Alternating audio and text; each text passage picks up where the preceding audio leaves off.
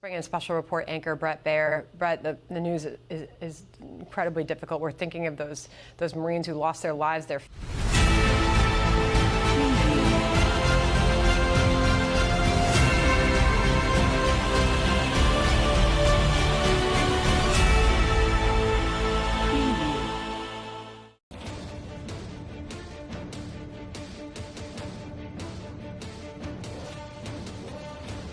Their families will likely be notified if they haven't already in the coming hours.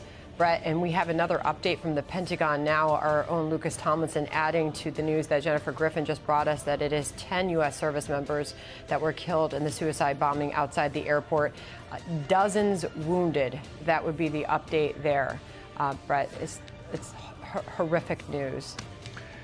Listen, this is a devastating day for our country, for the military, specifically, obviously, for those families. And we hope the number does not continue to rise. But as Jennifer mentions, it's likely to, as the threat from attacks is built up. Sometimes these attacks come in waves, and the first attack is a signal to other attacks. I've been to that airport, and I know exactly where that area is. It, in a normal time, is a sea of humanity. And in this time was thousands and thousands of people outside these blast walls with concertina wire, as Jen rightfully describes, with Marines on the inside, but making decisions, life and death decisions, as mothers are pleading for their children to be handed over the wall to get to safety inside.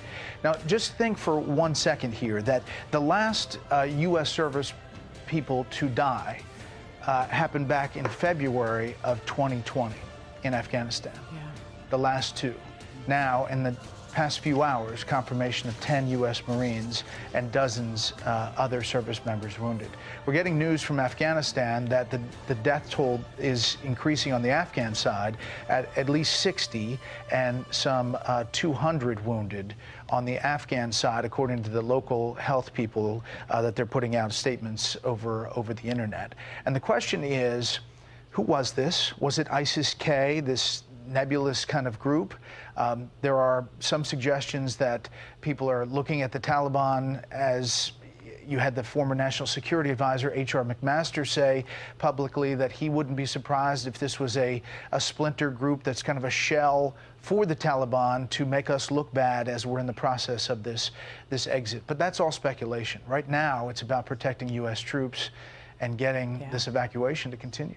Yeah, you know, we thought that we had the sound from H.R. McMaster to play for you, but we don't. So let me just read what he said. He said, "I would not be surprised at all if this ISIS attack is just a straw man. It's just a front for the Taliban, who are actually organizing the attack against us to humiliate us further after we surrendered to a terrorist organization." Now, the Taliban had guaranteed U.S. forces safety, but Waleed Faris reminded us yesterday of an ancient Bedouin proverb. It said, "My brother and I against my cousin and I against the stranger." And would it be, Brett, in the Taliban's interest to let this attack go forward? I mean, there were so many warnings that this was coming, and yet it still happened, just like it was warned. The Taliban took no action to try to keep a suicide bomber away from these gates. Listen, the Taliban had a ring around the airport with their fighters, a big ring. And they were very successful at harassing U.S. citizens trying to get to the airport, about preventing Afghan allies who have been helping the U.S. from getting to the airport, beating up some. That ring was very effective. However, it wasn't effective in stopping two suicide bombers and attackers with guns for a complex attack. So, I mean, you do have to raise questions here. But this is the Taliban, and they have a huge track record of being really ruthless. Just in the past few minutes, and I think it's important to point out that this is beyond politics now. And anybody here who's using this as this political football, these are decisions made, and they rightfully can be looked at in retrospect as the wrong decisions. And there'll be a lot of after-action time, as you've heard from the Pentagon. But you're having Democrats speak out, and really forcefully. Senator Bob Menendez from New Jersey, who's the chairman of the Senate Foreign Relations Committee, just put out this. And he said, "As we wait for more details to come in, one thing is clear. We can't trust the Taliban with Americans' security." I mean, that's a forceful statement from somebody from the president's own party. We will have to hear from President Biden today. And this will have to be a big moment for his presidency. This day, remember this day, because this speech, what happens after this, after everything that has been said by the president, by the Secretary of State, by all the other officials, this moment will be a seminal moment in how he handles this and what decisions he makes and how he talks to the American people about it. Yeah, Brett, former Homeland Security Secretary Jay Johnson was on with Neil Cavuto just a short time ago and said, quote, "There has to be a price to pay if Americans are harmed in any terrorist attack." Talking about the ungoverned space there and what the future holds for that country. The type of country, he says, where a terrorist organization looks to set up another caliphate from which they can train and launch large-scale attacks, send operatives to go into other nations. It is the situation right now that he says is very fluid. One of the things he wants to point out in these initial moments of a terrorist attack, there's a lot of information that we're getting, a lot of it accurate, a lot of it not. It's just one of those moments, Brett, where we're going to have to get through this together. We're going to bring our viewers the news as it comes in. We know the president is huddled and getting briefed on this right now. But to your point, we are going to have to hear what is next. What is the strategy, knowing now that this has happened, these attacks have happened, and we have lost 10 of our U.S. service members there in Kabul? Yeah, there has to be a way forward, and that's what the focus should be. Contingency plans need to be real plans now, because this is urgent. There are threats, new threats about vehicle-borne IEDs, improvised explosive devices. Those are car bombs. Yeah. You start stepping up to that level, you're talking about a different force protection. And John, you rightly point out earlier that this will shift.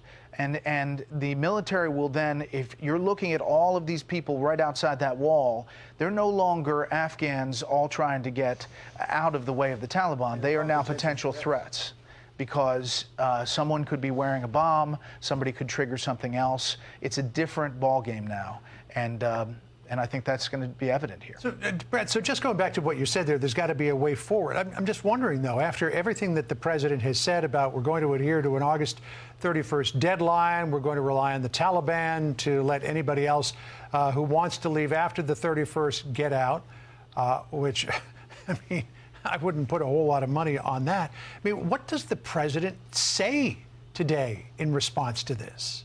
Well, John, I mean, maybe he says we're sending in forces to reopen Bagram, and we are going to protect the air base until all of our people are out. Maybe that's one of the contingencies. You know, the big thought process was they didn't want some incident like a Black Hawk Down. They didn't want U.S. service members threatened. Well, now you have 10 Marines dead. At least, and a number that could rise, and dozens wounded.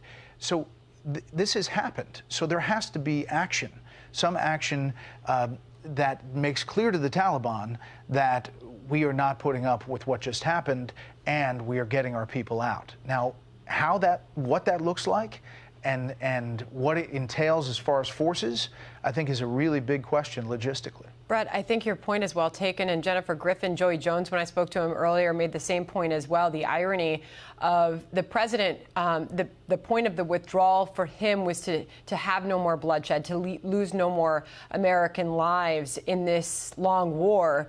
And you go back to what we have seen in Afghanistan last year, this year, and you take note, as you did at the top of the hour, Brett, the last Americans killed in combat in Afghanistan was February 2020. The last American death was November 2020 in Afghanistan. 11 American military members were killed in Afghanistan in 2020, including 4 in combat. Until today, Brett, no service members had been killed or wounded in Afghanistan in 2021. There were 10 U.S. service members killed in Kabul in this attack, Brett. And obviously, this was not the expectation or the plan. But now a plan has to be in place to prevent further service members, Americans, from losing their lives on the ground there as they try to protect those who are fleeing. And I'll just point out that a couple of things. One is that these service members on the ground were put in an impossible situation, and they were doing it amazingly. Getting people into that airport at record numbers, getting them on planes, and dealing with people in real squalor on the other side of the blast walls. And 2 is terrorists link together. And the fact that the Taliban, after taking over, said, one, bin Laden was not responsible for 9/11. This is the happiest moment for them, and received thank yous and congratulations from Hamas, Hezbollah, Somalia terrorists, ISIS, Al-Qaeda leaders, all of these congratulations. It's like a witch's brew of terrorists that potentially come together to go after the big Satan, which is the U.S., and we have to figure out how to get our people out of there. I mean, it was a ready target today because the United States forces are there.